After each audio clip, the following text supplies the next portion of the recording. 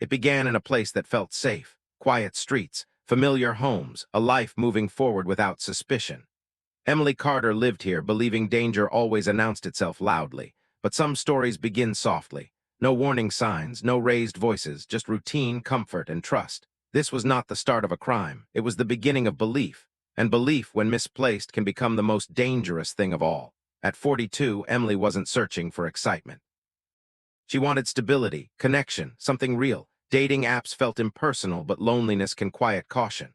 One swipe led to another, profiles blurred together until one didn't. A name appeared, a smile felt genuine, and in that small digital moment a door quietly opened without Emily realizing who was standing on the other side. The match felt harmless, ordinary. Messages flowed easily, complete sentences, polite questions, careful timing, nothing rushed, nothing crude. Trust didn't arrive suddenly, it grew slowly, naturally, the way predators prefer. Because when danger feels familiar, it lowers defenses without force. And Emily, like so many others, mistook patience for sincerity.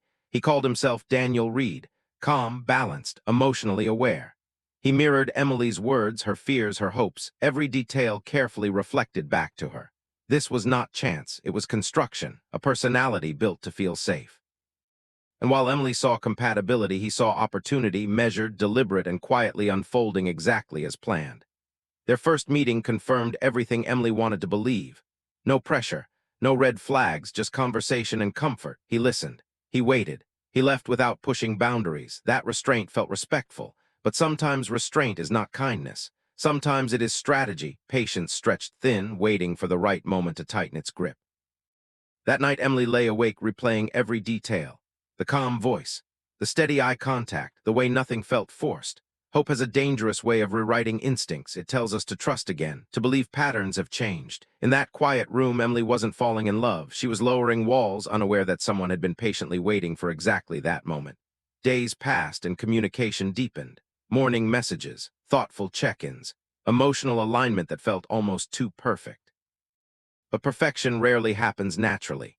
It is usually engineered. While Emily shared pieces of her life, he collected them, mapping vulnerabilities, noting patterns, and adjusting his approach. Trust wasn't accidental. It was carefully built, brick by brick, without her ever seeing the blueprint. When he suggested a short getaway, it sounded peaceful, quiet, just time together. The desert road promised escape from routine, from noise, from doubt. Emily followed that promise, unaware that isolation was never about romance. It was about control. Because distance doesn't just separate people from cities, it separates them from help. The house stood alone against the desert, clean and silent, no neighbors, no witnesses. It felt private, almost unreal.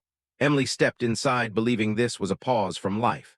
But this space was chosen carefully, a place where sound would not travel and where time could disappear without interruption. As the sun dropped, something shifted. The desert grew quiet in a way that felt heavier. Phones stopped buzzing, time slowed. This was the final moment before everything changed, before trust became a trap and belief turned into silence. Emily didn't know it yet, but this was the last place she would ever arrive willingly. Inside the house, everything appeared normal. Soft lights, quiet conversation, a sense of calm that felt earned. Emily believed she was safe because nothing felt wrong. But danger doesn't always arrive with chaos. Sometimes it waits patiently, hiding behind routine gestures and familiar smiles. Investigators would later determine that this moment marked the final point of control. Sedatives were introduced quietly, mixed carefully, designed not to alarm but to weaken. Emily trusted the environment, trusted the man beside her, trusted the feeling of comfort she had been craving for years. Her body slowed before her mind understood what was happening. There was no struggle, no chance to react. What followed happened in silence, away from witnesses, away from help, away from the world she believed would protect her. This was not an impulsive act. It was planned, measured, and irreversible. By morning, the house no longer held two lives. Evidence suggested Emily was already gone. The silence inside those walls was absolute, broken only by preparation. Cleaning began quickly, methodically. Every surface mattered. Water ran. Chemicals burned through drains. Anything that could tell a story was targeted. This was not panic, it was experience. Investigators later noted how thoroughly the scene had been erased, yet how small mistakes still remained. Microscopic traces of blood hidden from the naked eye, fibers trapped where hands could not reach, a single hair caught in a drain. These fragments would later speak louder than any confession.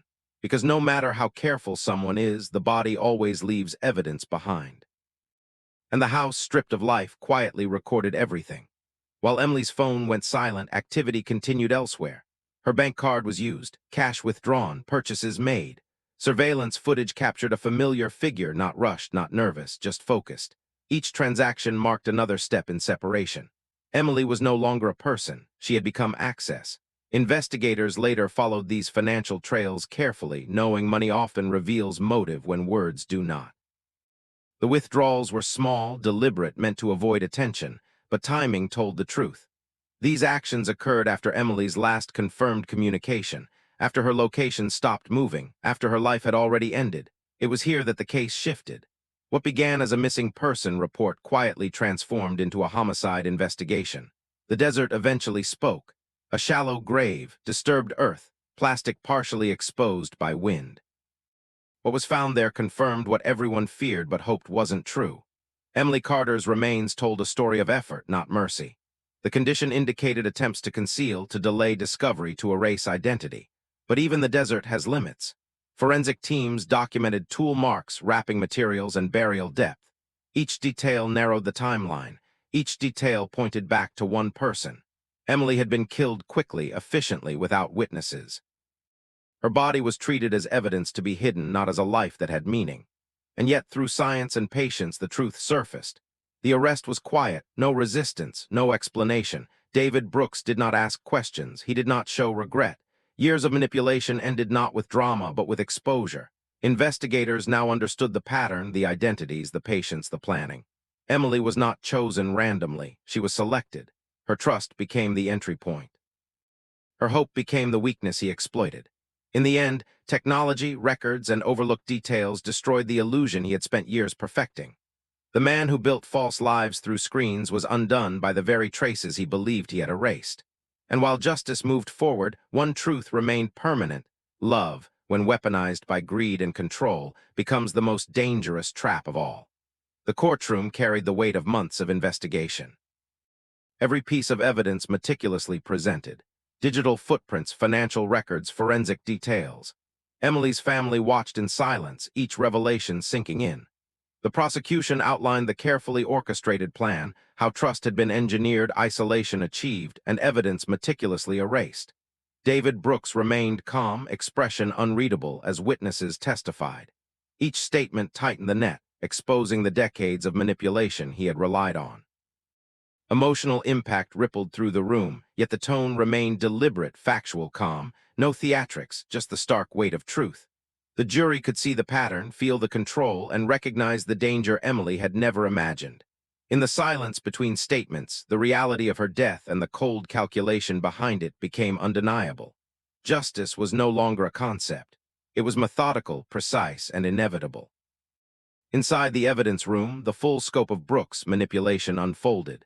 Screens revealed spreadsheets detailing targets, notes on behavior, timelines, and financial dependencies. Deleted messages recovered from burner phones showed step-by-step planning, every word, every action carefully calculated. Analysts tracked patterns across years, linking past incidents of fraud to the current case. Each recovered fragment exposed intent, method, and repetition. Investigators realized Emily's fate was not a singular act, but the latest in a string of victims carefully chosen and controlled. Technology, which had once allowed Brooks to hide, now trapped him. Every click, swipe, and digital trace was reconstructed. The meticulousness of his planning contrasted sharply with the inevitable mistakes that led to his exposure. While he had believed himself invisible, the forensic process revealed the unalterable truth. Methodical preparation leaves evidence, and no one can escape the sum of their actions. Investigators pieced together the trail with painstaking care. Photos, dates, maps, and notes converged to reveal a pattern too deliberate to ignore. Lines connected locations, financial transactions, and digital communications. The house, the ATM, the desert, every site was mapped, reconstructed, and analyzed. Emily's movements, once ordinary, became critical clues. Each forensic discovery told a story: the measured sedation, the precise burial, the deliberate erasure of identity. This was not random. This was intent made manifest. The evidence board became a silent witness, connecting dots that led inevitably to one man, Every movement Brooks made, every choice he believed secret had left a mark. The case demonstrated that careful planning cannot erase the truth. Nature, technology, and meticulous investigation combined to uncover it. Justice was no longer theoretical. It was inevitable, methodical, and unyielding, closing around the man who had sought to manipulate the world for decades. The desert revealed what Brooks tried to hide. Shallow graves, disturbed soil, and scattered evidence became a testimony to his crimes. Cadaver dogs signaled with precision, uncovering what human eyes had missed. Investigators documented each fragment: fibers, hair, traces of blood, and tool marks. The desert, silent and vast, bore witness to his attempts at erasure. Every precaution Brooks had taken had left subtle traces, and the forensic team followed them meticulously. The isolation of the landscape initially seemed advantageous to the perpetrator, but it also provided patterns that could be read by trained eyes. From satellite imagery to soil disturbance analysis, the desert itself became a detective. Emily's story, once hidden in silence, now emerged through meticulous reconstruction. What had been a clean, isolated crime scene was transformed into a mosaic of evidence, revealing the precision and cruelty behind her death, and leaving no escape for her calculated killer. Finally, the moment of reckoning arrived. David Brooks, the man who had built countless false identities, carefully manipulated emotions, and controlled his victims with precision, was led away in handcuffs. Cameras captured his stoic expression, unreadable, detached, and eerily calm. To the public, it was a moment of justice. To investigators, it was confirmation that even the most calculated predator cannot evade consequences. Every lie, every digital trace, every misstep had accumulated to this point. Emily's family watched, grief-stricken yet relieved, as the law finally closed the gap between crime and accountability. The desert, the rental house, the manipulated messages, every part of the chain that had led to her death was now part of the narrative. The killer's fall was inevitable. Yet the tragedy remained, a stark reminder that love, when weaponized, can be lethal, and that patience, greed, and deception leave a trail no investigator can ignore. The courtroom held its collective breath as the judge read the verdict. David Brooks was sentenced to life without parole, additional years for fraud and abuse of a corpse. Every word echoed with months of investigation, forensic work, and meticulous evidence gathering. Emily's parents sat rigid, their grief tempered with relief. For years, justice had been slow, piecing together every manipulated moment, every calculated step. The sentence was not just punishment, it was acknowledgement. The patterns of control, isolation, and deceit had been recognized.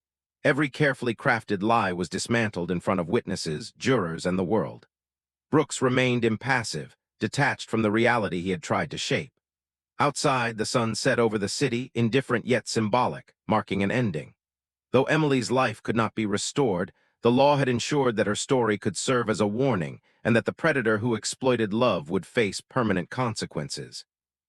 Even after conviction, investigators continued piecing together Brooks' digital life. Each recovered message, deleted spreadsheet, and encrypted file revealed the scale of his manipulations. Victims from multiple states were identified, patterns mapped, and financial trails traced. The case became a study in modern predation, how technology can be weaponized to build trust, isolate targets, and conceal intent. Investigators reflected on the meticulousness required to detect such crimes. Every detail mattered: the timing of texts, GPS pings, subtle patterns of financial withdrawals. It was a reminder that calculated evil leaves traces, no matter how hidden. Emily's life, though tragically cut short, provided a roadmap to prevent future exploitation. Her story, told through forensic reconstruction, highlighted the vulnerabilities in human trust. Through patient, systematic work, justice expanded beyond one crime, illuminating a network of deception that had remained invisible to the casual observer. The desert, once a place of concealment, became the stage for revelation. Investigators returned to the site, marking every trace left behind: footprints, soil disturbances, fragments of material. The vastness that had seemed a refuge for crime instead allowed patterns to emerge. Cadaver dogs, forensic cameras, and careful mapping turned the barren landscape into evidence. Each fragment spoke of planning, each mark told a story of control and premeditation. Emily's final hours were reconstructed in painstaking detail. The vast, silent desert became a partner in justice, ensuring that no act, however carefully concealed, went unnoticed. Investigators knew that precision, patience, and methodical observation were key. Nature itself, when combined with human expertise, revealed the full narrative. Emily's life, though ended violently, had ultimately guided the unraveling of her killer's deception. The desert bore witness, silently but unerringly. Emily Carter's memory became central to the story, her photograph a reminder of life lost and lessons learned. Friends and family reflected on her kindness, hope, and the trust that had been exploited. Her life was ordinary, yet extraordinary in its capacity to teach vigilance. Investigators and the public alike saw her story as cautionary. Love can be weaponized, trust manipulated, and innocence exploited. Each detail of her life, now reconstructed through forensic evidence and investigation, became a testament to the need for awareness in a connected world. Emily's smile in the photograph contrasts with the darkness of her final hours, symbolizing the human vulnerability that predators exploit. While justice was delivered, grief remained. Yet her story, immortalized through evidence, court proceedings, and storytelling, ensured that her experience would not be forgotten, serving as both a warning and a tribute. The desert highway stretches endlessly, a reminder of paths chosen and consequences faced. David Brooks, once a shadow moving unnoticed, now faces life confined, his freedom stripped by the meticulous reconstruction of his crimes. Emily Carter's journey ended violently, yet her story echoes across screens, courtrooms, and investigations. It serves as a warning that charm can mask danger, that trust can be weaponized, and that careful observation uncovers hidden truths. The desert, the house, the messages, the evidence, all became part of a narrative ensuring accountability. Her memory persists, cautioning against haste and reminding humanity of its vulnerabilities. Love manipulated can be lethal. Justice, patient and methodical, can prevail. And while her life cannot be restored, her story illuminates the shadows, ensuring that those who follow may recognize patterns before tragedy strikes. The silence of the desert speaks, telling a story of caution, consequence, and remembrance.